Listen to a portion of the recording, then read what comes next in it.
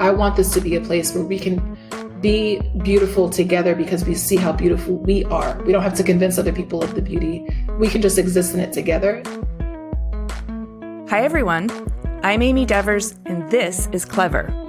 Today, I'm talking to artist, technologist, and researcher Ari Melenciano. Ari's art and research practice explores computational anthropology, societal subconscious intellect, the ethnographical morphing of artistic expression across diasporas, speculative design, the formation and embodiment of mythology and rituals, and the materialization of omniscoped research in the form of quasi-pseudosciences. Yes, that is a mouthful. And yes, she is absolutely as smart and fascinating as that sounds.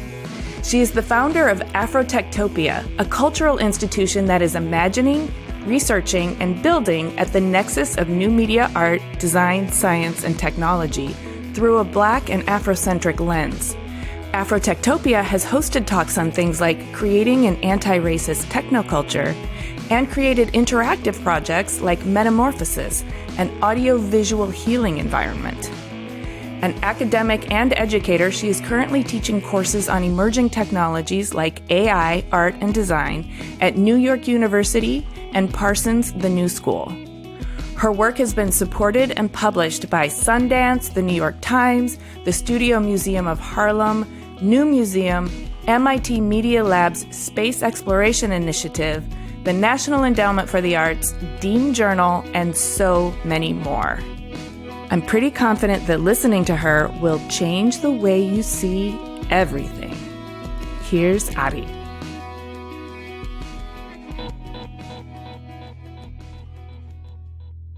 I am Ari Melenciano. I work and live in Brooklyn, New York City, and I create because I love to learn about the world. I learned so much in researching you and your work that I am so excited to dive in. But before we get to what you're doing now, I want to learn about young Ari. Can you take me back to your formative years and tell me about your childhood, your family dynamic, and the types of things that captured your young imagination? Yes, I was born in Miami, Florida, to two parents. They came from Dominican Republic, so both of them were immigrants. And then I mostly grew up with my mom and my sister. We moved from Miami to different parts of New York State. We lived in Lower East Side, New York for a little bit. One of my favorite stories that my mom tells me when I was younger, I was like 4 years old while my older sister was in like dance class. My mom and I would stand on the corner and I would just pass out all of my drawings to strangers just because I loved my art and I wanted everyone to have it too. So I reflect on that a lot of like, what does that mean as far as like who I am and just loving to create. So very much invested in the arts, grew up loving art. My mom also invested in my sister and I going to different museums and different art supplies. Also was a self-proclaimed gadget girl. Loved calculators for whatever reason, anything with buttons. Like everywhere I went before even going to school, I had a backpack full of gadgets. So I just also had this general inclination towards the possibilities when merging art and tech together. For whatever reason, I had this inclination that them two coming together would be something really beautiful. Even though I didn't really get to see that too much around me, I just thought that like something about art and tech was really special. Whatever I could get my hands on that was similar to both of those was exciting for me. Were you an outlier with your mom and sister? Your mom was clearly involved in taking you to the museums and things, so art was celebrated in the family. But did this gadget girl persona persist throughout the family, or were you the owner of that? My mom, she's always telling me about another cooking gadget that she's bought. So maybe maybe we just like stuff that's technically kind of cool. But no one around me was interested in tech at all. You're older or younger than your sister? She's older than me by 8 years. So we were just generationally very apart. But what I did get a lot from her was music. Like that's how I became a big Aaliyah fan and knew all about the 2000s, hip hop, like all that stuff. Oh yeah. Older sisters are great for that. Yeah. Okay, so now I want to hear about teenage Ari, because that's a time when many of us are lurching clumsily toward adulthood and struggling to individuate, but also trying to find our collective. And so I'm wondering what your teenage years felt like and sounded like. Well, even as a kid into teenage years. My nickname in pre-K was Silent Stream. So quietness was always a thing of mine. I was extremely shy and quiet for most of my life. And I think more in like high school, that's when I really started to branch out and like get more comfortable with myself. And then I kind of reverted again to being quiet in college. And then in mid 20s-ish to now is where I'm like back into, oh, okay, I see who I am and I have a greater comfort. So teenage year was very much extremely introverted, but also just extremely interested in the world still. Like academics was everything. I loved school. I left school until high school. Then I like started liking the social stuff and not really caring as much as the academic stuff. Or actually taking steps back, even in elementary school. I loved school so much that some of my favorite things would just be coming up with different mathematical equations and then my teacher announcing that to the class, and I would teach everyone this different way of learning the mathematical equation I were doing. Like for me, that was really exciting, of just like taking a lot of time studying the ways that we're learning and thinking about new ways to do it. So school was really, really important to me. And then teenage years, like the art persisted. I was always creating. I always was the president of my school in elementary school and middle school and even high school. And I always left like a mural inside the school. So finding ways to kind of bring art and use that to represent the community was really important. Always was very active. I played sports growing up. I was always on a sports team. Every season in high school, I was on a different tennis, soccer, track. So just very active and creative and social, especially high school. I'm kind of interested in this leadership position that you always had and went after. As a shy person, that surprises me. Yeah, it's weird. Clearly, your drive to lead was stronger than your need to recede. Yeah, I think as I get older, I'm like, oh, wow, I was just always afraid of saying the wrong thing, being the wrong thing. It was just like this fear that was very much rooted in perfectionism. But I also really trusted myself and had a lot of confidence in myself. So it was both like being really quiet, but also just like I see things that I don't think other people are seeing. I've always had this like level of responsibility. Like my mom tells me, you cannot carry the world on your shoulders because everything will affect me. But it's really just, I just really want this place to be better. I see how I can make it better. So that was more of like, I want to be a leader because I want to make it better. Yeah, well, it's all adding up. It's all adding up. So in terms of the college years, you went to University of Maryland for your undergrad. Then you studied in Barcelona for a bit before going to NYU's ITP, Interactive Telecommunications program, for grad school. Can you describe your personal and creative evolution during the college years? Yep, I went to University of Maryland. I really didn't want to go there. I really wanted to go to an art school, but I just didn't know how to apply to colleges. I ended up going to Maryland. Maryland is still an amazing school. Like it's like, and I was paying in-state for a really great education. So that was nice. But I think for me, I also just really wanted to use college as a time to branch out. Like I would go to school, then I would see my soccer coach from when I was like 5 to 18 walking on campus. I'm like, okay, this is way too close to home. I love to see you, but like I got to get out into the world. So I ended up studying abroad for a year in Barcelona because I really just wanted to get very far and kind of just like figure out who I am and that sort of stuff. So Barcelona was so impactful to me as an artist, and being able to live in a city that valued art in the way that I did. Like I just didn't see that around. So immensely impactful. And then it also, in being in Barcelona, there's La Messe Festival, which happens at the end of the summer. In that festival, the Moment Factory had projection map on top of La Sagrada Familia and did this amazing bringing to life of this old church through technology. And that was so much of what I had wanted to do as a kid. I just had never seen something like that. So that was so impactful. And I would see that when I would travel all around when I was in Europe for that whole year. Like going to Portugal, there were a lot of like different opening kind of ceremonies where they did a lot of projection mapping onto buildings. So that was very exciting. And after I left there, I knew that that's the kind of work that I wanted to study, to do a profession like that. So I went to grad school and did creative technology at ITP. So it was impactful in so many ways. Did it satisfy a little bit of that craving to experience the rest of the world? Or did it just kind of open a can of worms too? It did both. I traveled before. I didn't travel much as a kid. Like I had gone to the Dominican Republic one time and went to Spain in high school for some program. But that was the first time where I was like, oh, wow, like the world is huge and I'm so small. Like that was really exciting to be in the midst of so many different cultures.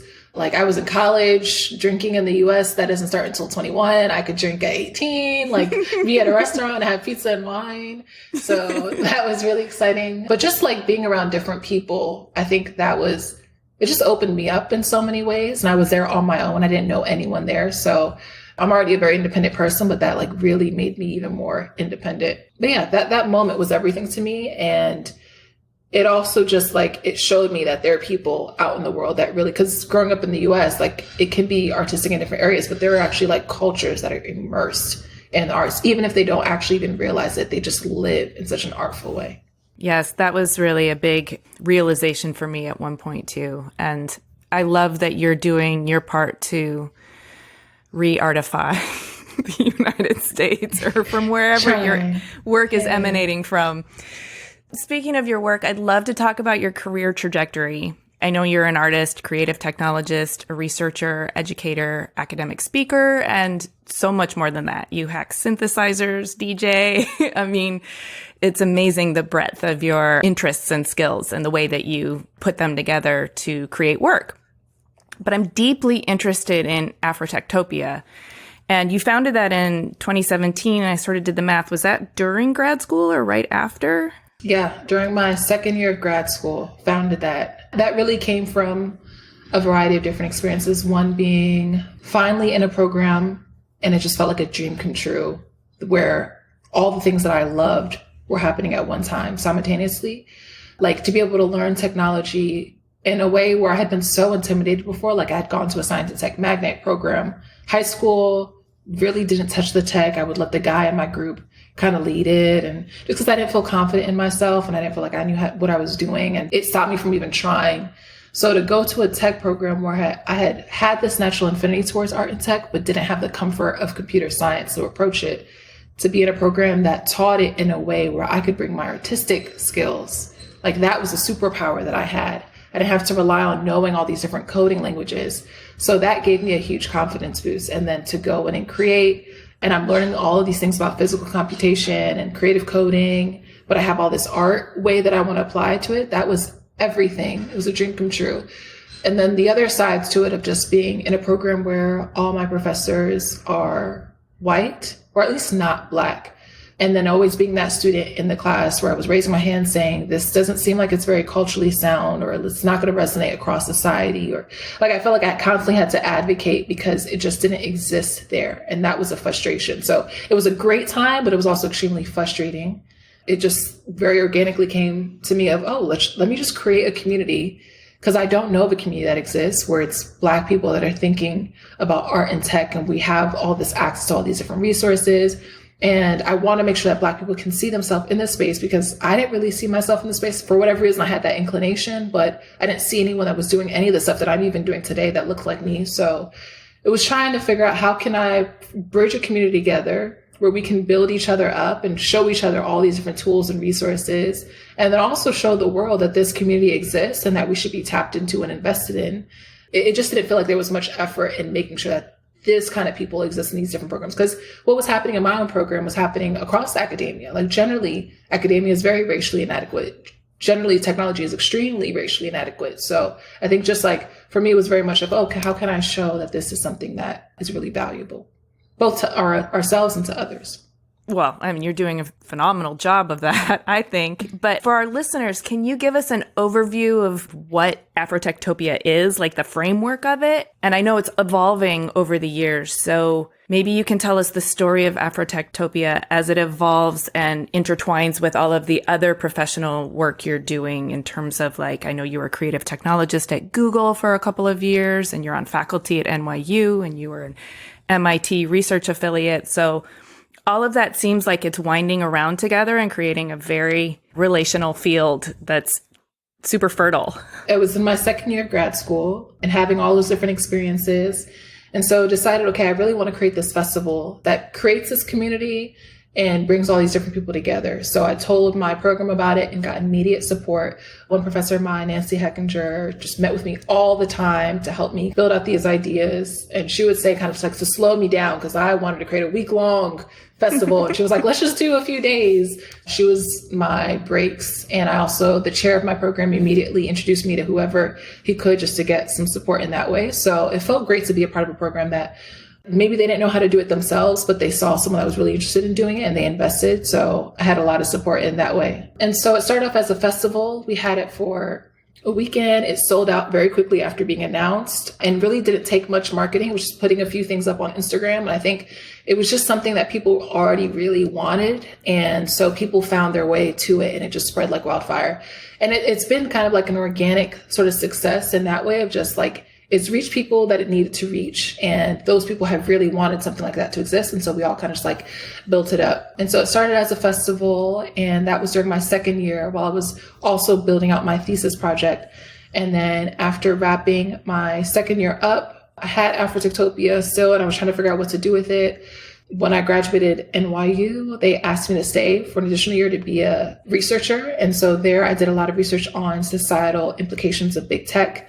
And so while I'm doing that, I'm also still thinking about Afrotectopia. What kind of programming can I do to make sure that we're having all this fun with tech, but we're also studying the ways that this can be really harmful and getting ahead of it and not letting these corporations dictate how we live our lives without any intervention on our part. So that was when we started to do a lot of programming at iBeam, which is a big art and tech institution in New York, and do things like have an anti-racist technoculture manifesto building. So people in the Afrotopia community, we could do that sort of program. So it was a lot of just like, I already had a lot of connections within other institutions in the city. And it was, how can I bring Afrotopia into that? And that's generally been how Afrotopia has existed as a student at NYU. How can I bring Afrotopia into the community there?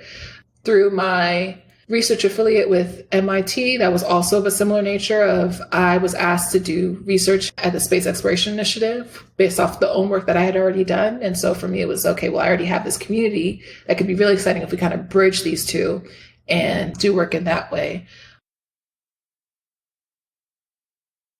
But I think also the way that I've approached Afrotopia has changed over time. When I first created it, it was very much of, I see a lot of problems going on and I want to fix it. I want to diversify big tech. I want to show people that we exist. Of course, I want Black people to see that we exist too, but it came from a very oppositional kind of energy of like, I'm really frustrated and upset with the world and I want to change that. How it changed was more of, you know what, this is the way that the world is. And that even, it makes me reflect back to when I mentioned of like always wanting to be the president. I think for me, it's also kind of just like understanding this is the way that the world is. And it's not always about fighting to make it what you think is better. Sometimes you just have to like accept the world as it is and just do your part in your own little area. And so for me, that changed the way that I looked at Afrotopia. I don't want this to be a tool where I'm constantly being an activist in the traditional sense of like fighting the world. I want this to be a place where we can be beautiful together because we see how beautiful we are. We don't have to convince other people of the beauty. We can just exist in it together. And so it became much more of, let me look inward. Let me make sure that when I design this festival, it's not about us replicating the way that conferences are traditionally held. If we have a bunch of panelists and everyone's looking to those people on the stage, but you're not looking at yourself and all the things that you already know. It was, so for the second one, it was very much, for one, let's understand who we are and let's really revel in that. Let's also empower everyone that's in the room. So instead of having a bunch of panels, we had community conversations. People could gather and they could all contribute their insight because it was just elevating how we all know something. So let's empower each other and let's design this future, not based off of what's going on in the present and what other people are doing, but the future that we want to build. So it's much more proactive as opposed to reactive. Afrotopia has kind of existed in 3 different phases. It entered the 3rd phase of, let's not even just design the future based off of what we know, but now in this 3rd phase with MIT and doing all the space exploration work, but through a cultural lens of Afrotectopia, let's actually exit this world and let's design a whole other world that doesn't even exist. And so that's what we've been doing for the past couple of years. And it's also been really small. It's just been 4 artists, myself included, and 3 other artists. And we are collectively, as Afrotopia, as like a node inside of Afrotopia, thinking about what is space like, but through this cultural lens, and just working with each other turning all of that work that we've done, the art renderings and the research, into this book that we're actually going to publish this year. So Afrotectopia has changed even philosophically, of being the space that is challenging the norm, to eventually let's just look at ourselves and really champion ourselves, to then even let's exit outside of this world, to also being a place that has existed with a lot of people and then increasingly gotten smaller and smaller, which is very non-traditional to the way that I've seen really want to see Afrotectopia kind of exist in the world and other spaces like that. I think we really incentivize, and just like the capitalistic nature of our society is, we really incentivize scaling and growth in a numerical way. I'm just generally a much more intimate person, especially being very introverted. I value so much more the ability to be intimate and to really build trusting relationships. And so as opposed to kind of getting bigger and bigger, as it easily could have, it's been much more, how can I just make sure that this is something that's a space filled with a lot of trust and working with people where we all really just enjoy being around each other. And so it's grown from there. But also with Afrotectopia, it's something that I've built alone as a sole founder, and it's something I've managed alone as a sole producer. And I think that takes a lot of wear and tear. So I'm thinking even just personally of just like how to navigate that, of being a human being, but also when I'm involved in Afrotectopia, I'm now an institution. I'm no longer just this human, and people see me as an institution. Having started off as a student where you don't really mind doing free work, but now you're an adult and you have to sustain yourself. And I see these kind of problems happen a lot with people that just really want to do things for the world. And they start off when they're really young, but then they have to figure out as an adult, like, how do you turn all of that into something that's really healthy for you? So now it's in the space of figuring that out. What I am hearing is, as you sort of go from traditional conferences down to a more collaborative, self-reflective collective, your outputs are still open source and available to all. So it's not like you're keeping it for yourselves necessarily, but you are guarding the space in which it's created so that it can't be compromised by just being diluted or depleted, or people not feeling safe or totally comfortable, or not seeing themselves in it. And so in general, in the way that I've learned that you have approached this, there's a caretaking to it that's really, really, really powerful. A concentration of energy and intimacy that seems to me to be, when you concentrate something and at its epicenter, it has all this potential. If that potential is shared in a way that doesn't deplete the concentration at the epicenter, then it does seem sustainable. And so much of that seems like it is a process of caretaking and making sure that you keep that nucleus kind of nurtured. Yeah, exactly. It's like you really have to protect it. It's a lot of emotional work. And it's also when you're building for a community, it's about race, and it's the Black race. There's so much that's in that. And so for me, I've always been very cognizant of, there's just a lot that's going to exist inside of a space when it's a space that at the core of it is very much about race and about Blackness and just all that comes within that. And I think also just, as you were saying, it's like you have to preserve yourself, because when you're approaching something that fragile, so much care goes into it. Every little thing matters. So I think for me, I've learned that a lot of, for when I have to protect myself as a human being and my energy, because all of that's going to enter the space, but I also have to protect any sort of energy that's happening inside that space, because as you mentioned, it also very much, the biggest thing is that it's helping way more people than have access to it. Like it's always been very hyper local to New York, just because that's where I am. And then when the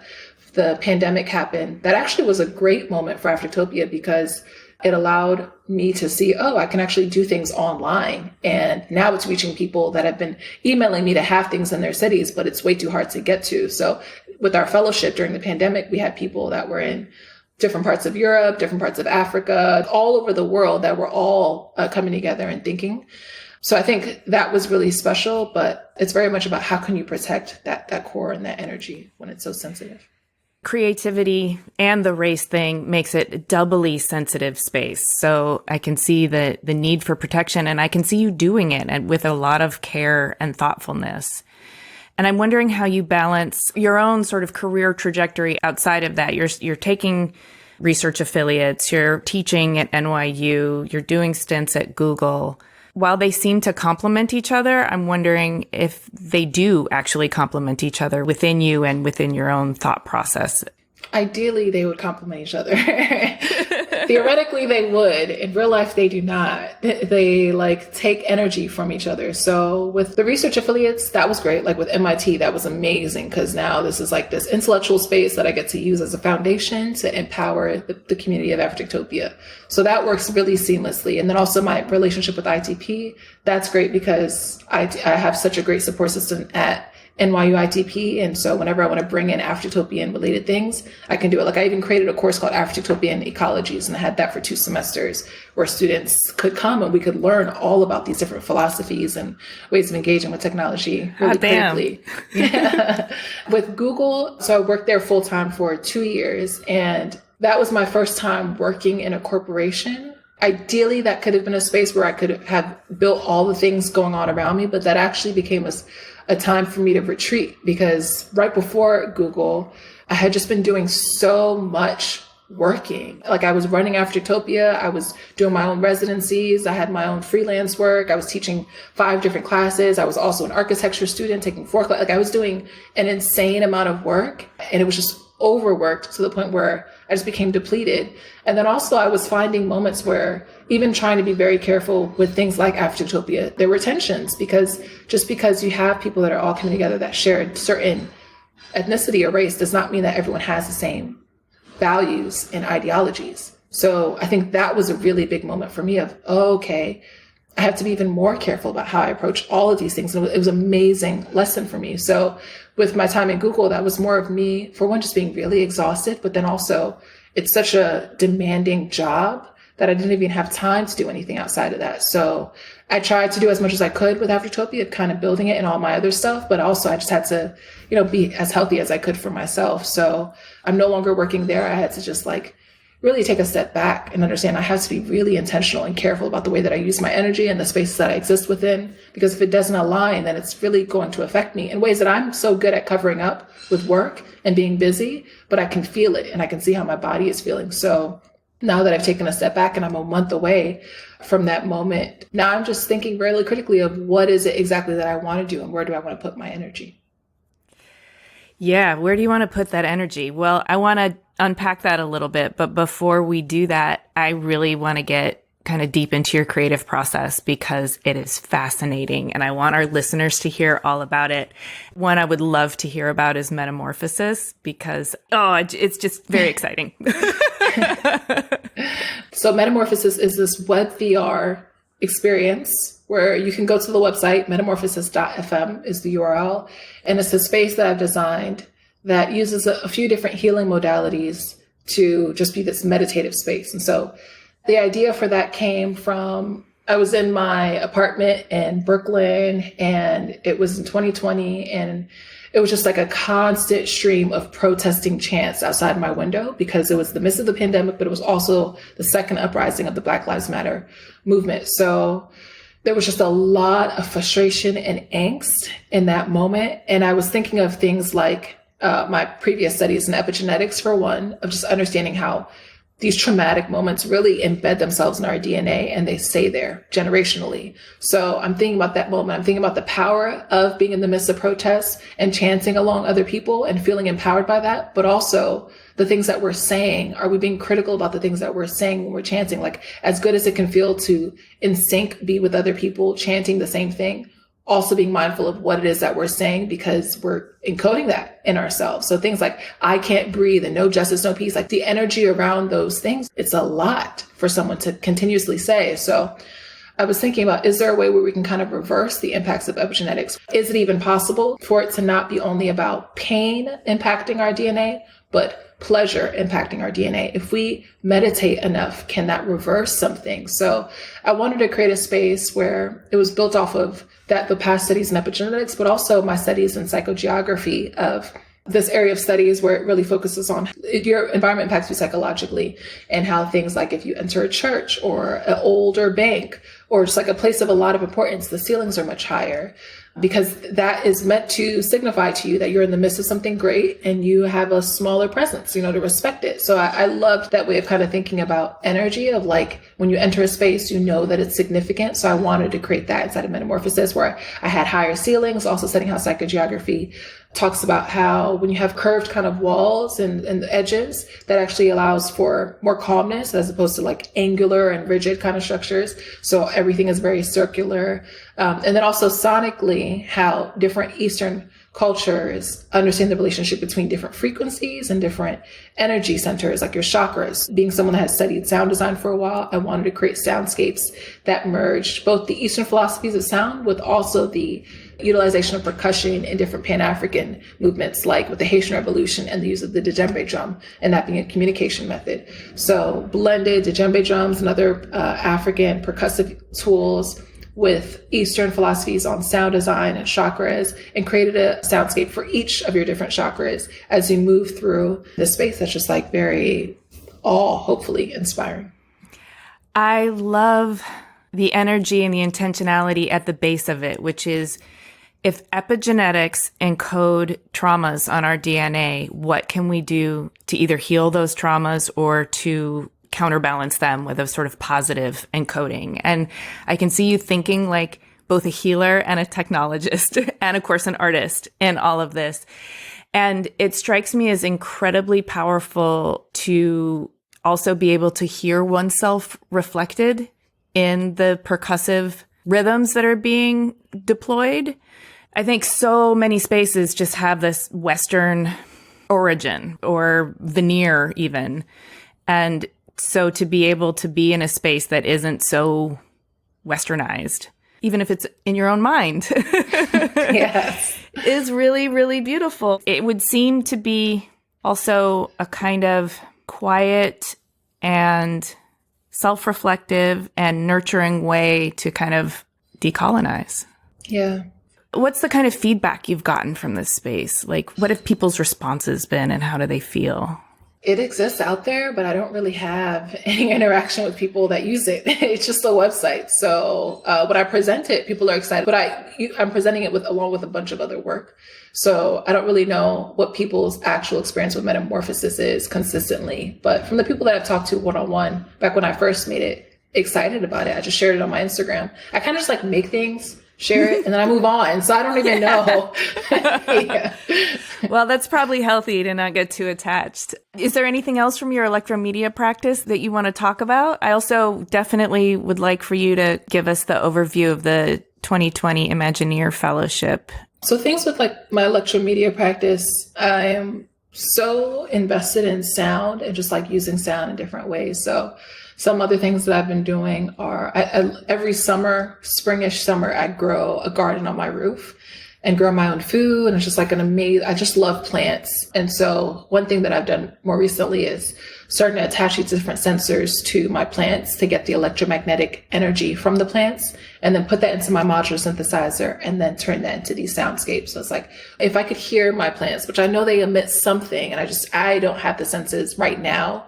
Like I'm not aware of them to be able to interact with it in that way, but to turn its energy into sound is really exciting. So a lot of explorations with sound.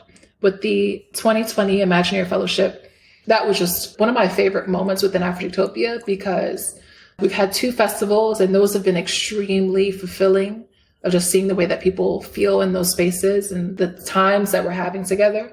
But the fellowship, that is what really inspired me to continue going in this more intimate way, because the fellowship actually only plans a budget for 5 different fellows.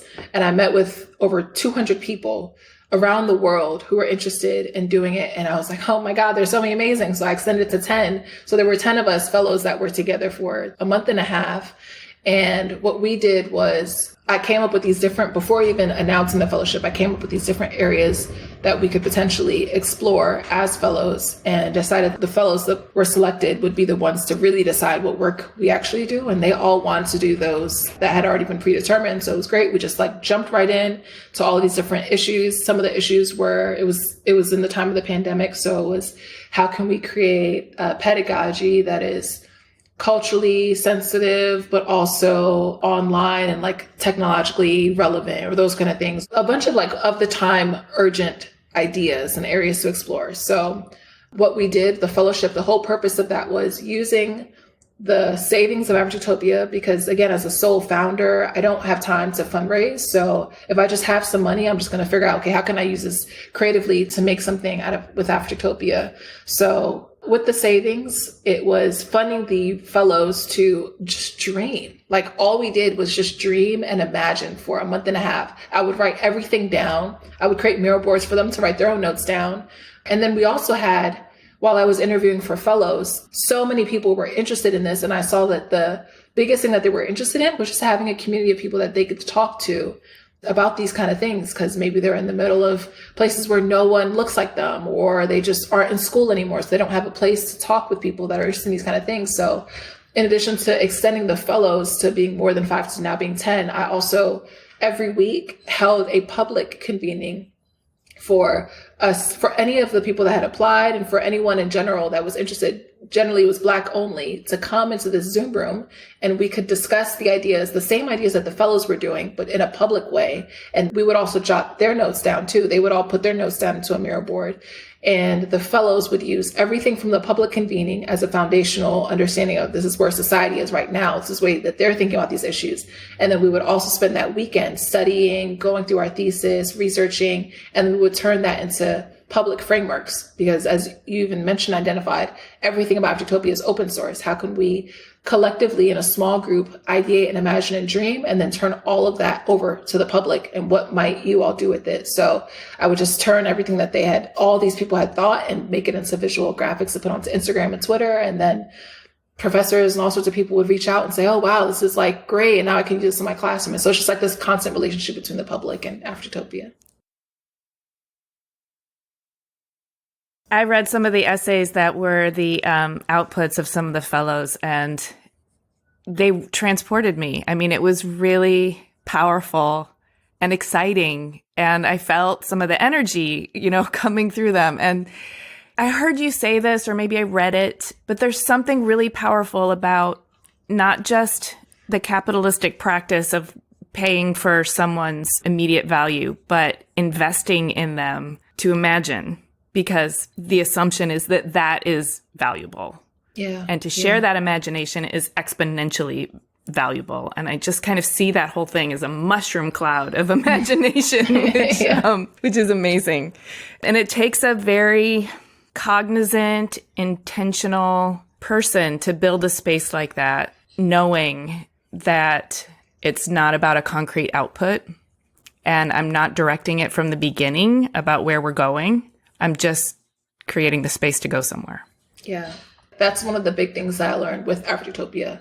I can do all the planning and have this vision, but at the end of the day, it's not about my vision. It's about the space that's created. That's the vision, but it's the people that come in and they turn it into something that I couldn't have even imagined. And so that's what I just constantly try and create, is I kind of call it the container. It's just that space. A lot of thought, as you're recognizing, goes into just how are we going to experience each other. But the best part of it is just the energy that people bring into it and what they want to turn it into. You mentioned earlier something about being really intentional about how you spend your energy. I'm really curious about this because I think it's something that a lot of us are reckoning with. And I think it's something that we are kind of all understanding, that capitalism and hyperproductivity has the promise to kind of beat that out of us and deplete us. But there's so many existing frameworks in place that demand your time, attention, your energy, that you have to be very proactive about how you spend it. And it sounds like you are, and you're really sort of developing your own framework and decision making for how and where to spend your energy. And I wonder if you could share any of that with us. Where are you at with it now?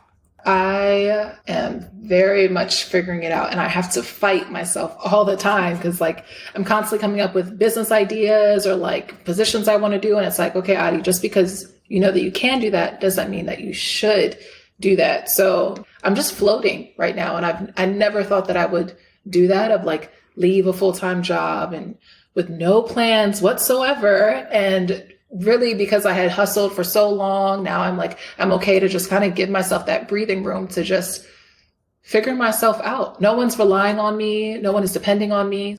I think also me just understanding life is so much more than what we're taught to believe. And it's not all about clocking in every day. It's not all about capitalize. Like I used to be the kind of person where every moment had to make money for me. I was doing 20 jobs at one time. Like anytime I had a free moment, it was all about, okay, how can I make money here? And I think that can be really like addictive because it's like you're building your savings and you're doing all these great things, but then you're not really paying attention to who you are. And towards the end of last year, what I was recognizing was I already had this idea that I wanted to go into 2023 way more about my body, way more about the human, and less about the machine. And as someone that was working in big tech, I was spending 14 hours in a day staring at my screen, and I wouldn't eat all day because I was just so busy. And like, it was just, and I wasn't taking care of myself. And so for me, it became, okay, the number one thing is cooking for myself, like really simple things, cooking, walking, tapping into all my senses, like all of those sorts of things. But then it's also, okay, I've proved myself to a lot of different people. There's nothing to prove. It's more of just understanding myself. And I really wanted to devote a lot more time to understanding, okay, now, you know, if you work really hard and you put stuff out in the world, something can come of it. So what do you really want to do? Like what makes you really excited? Not what you're good at, but what like really makes you fulfilled and makes you excited to wake up. And when I wasn't doing that sort of work, but I was finding success, I was like, okay, well, this is a moment where I have to take that leap. I mean, life is all about what I told my friend the other day was really life. What I've understood it to be is you're just that bird that's on a cliff, and you either decide to stand on that cliff because that's where it's safe. You jump and you fall and it's a failure, or you jump and you realize that you can fly. And for me, I'm like, I don't want to keep standing on that cliff and doing all the safe stuff. And that's what I did for a really long time, of just like hustling, but also doing a lot of safe stuff that I was really comfortable with, because I knew that there was just constant yearning to do something else. And so I don't even know what that looks like even today, but I just know that I had to just try to just give myself some time to listen to myself. That's what you're doing right now, is listening to yourself and tuning into your own like regenerative cycles. Is it time to start planting on your roof yet? Not yet. It's still too almost. Yeah, I hope so. I'm not the best gardener. In a few weeks, I probably will start going and getting some seedlings. Do you believe, or are you open to believing, that a concentrated amount of well-spent energy is ultimately more powerful than a higher volume, I guess, of diluted output? That's what I'm figuring out. That's one of the number one things I'm trying to figure out, because as I've grown up, I've definitely very much been someone that has their hands in a lot of different stuff. And people would, even in middle school, I remember I was trying out for the basketball team, and the coach was like, Adi, you just came from theater. Like you just were in a play, and now you're trying to, like, you have to pick one thing. And that's what people would tell me is, Adi, pick one thing. And I would be really frustrated by that, because I'm like, I don't want to pick one thing. Like I love all of these different things. What I did to come to peace with the fact that I see other people getting really great at one craft and finding a lot of success in that, while I'm trying to DJ and then also do a video artist, and then also be a painter. And what I came to peace with is, okay, for me, it's not so much about success at this younger age. It's more about, I really am invested in all these different ideas. And by working a little bit in all these different areas, decades down the line is when it's all going to come together. But I don't know. That's just the story I tell myself. For me, I'm really trying to figure out if I should narrow in this time that I have. Like, should I just focus only on making amazing DJ mixes, or should I focus on painting? Or like, I still don't know what to focus on. And so what I'm really finding is I just have to listen to my body. And what really makes me excited is being able to spend a couple days in Ableton doing a lot of sound production and leaving it for a couple weeks and spending it doing something else. And I feel like for me, it's just the creative energy that just flows through a bunch of different stuff. And it's not so much about this one craft, because I can't imagine one craft ever satisfying me in the way that just being creative and just like moving through different things satisfies me. So I don't know the answer to that. I just know for me personally, it works really well to be diluted and unfocused. Well, but at the same time, it sounds like you're honoring your need to fill yourself with all of these different interests. Maybe it feels diluted, but when it's time to output, you can concentrate this into a remix of something that's, unique to you. And as you were describing that, it reminded me, I'm watching this movie about regenerative farming. There's a way to heal the soil, and it's not a monoculture. It's by planting many species in the same area. And it makes the soil have a more biodiverse, like microbes and all the organisms and all the composted material that goes back into the soil is more beneficial because it's more diverse. That's what you're doing. Yeah, thank you. You're filling yourself with many species and becoming a very, very healthy, rich, kind of fertile place for things to grow from. Thank you. That's what it feels like. So I think it's also just like listening to yourself. Like society will tell you, focus on one thing, but you just have to listen to what works for you. Well, I love that you're in a space of listening to yourself and listening to what works for you. You know, normally at the end of this, I like to ask people what's on the horizon. I don't even want to ask you that right now because I don't want you to have to, I don't know, pick something. But if you had a hope for some unexpected outcome of this time that you're giving yourself right now, what would that be? I think what I'm also realizing is as much as I built community, I think it was very much in service of what I thought was needed, as opposed to thinking about what's the community that I need. And I am just constantly buzzing with all these different philosophies. And so now that I'm out on my own again, I'm pushing myself more out there. It's kind of like being a lighthouse in the middle of the ocean and just saying, I'm doing this. Is anyone else thinking about these kind of things? And so for me, I think what I would love is just to find more people that are really excited about the things that I'm excited about and just to community with them. So you want to go to the lighthouse and be instead of being the lighthouse. Yes. Yes. Or maybe a little bit of both, but probably. That makes a lot of sense. Well, you're such a fascinating and I want to say very generous, very thoughtful, gorgeous spirit. I really hope you do find the community that makes you feel full and abundant and fertile and seen. You too. Hey, thanks so much for listening. For a transcript of this episode and more about Ari, including images of her work and a bonus Q&A, head to cleverpodcast.com. If you can think of 3 people who would be inspired by Clever, please tell them. It really means a lot to us when you share Clever with your friends. You can listen to Clever on any of the podcast apps. Please do hit the follow or subscribe button in your app of choice so our new episodes will turn up in your feed. And if you're feeling generous, we would love you to rate and review. Thank you in advance. We love to hear from you on LinkedIn, Instagram, and Twitter. You can find us at Clever Podcast, and you can find me at Amy Devers. Please stay tuned for upcoming announcements and bonus content. You can subscribe to our newsletter at cleverpodcast.com to make sure you don't miss a thing. Clever is hosted and produced by me, Amy Devers, with editing by Rich Straffolino, production assistance from Alana Nevins and Anushka Stefan, and music by L1011. Clever is a proud member of the Surround Podcast Network. Visit surroundpodcasts.com to discover more of the architecture and design industry's premier shows.